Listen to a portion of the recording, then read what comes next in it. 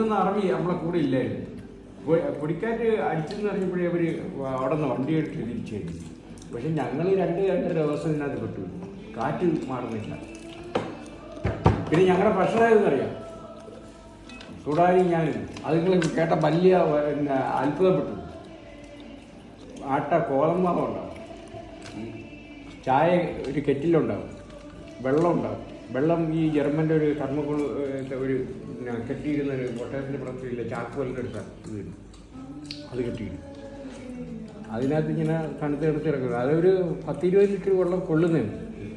ഒട്ടകത്തിന് പറഞ്ഞാൽ ഇരിപ്പിടമൊക്കെ ഉണ്ട്. അതിൽ ഈ ഒരു പാത്രം ഉണ്ടാവും. പോണ വഴിക്ക് കുറ്റിച്ചെടികൾ ഉണങ്ങിയത് കാണും.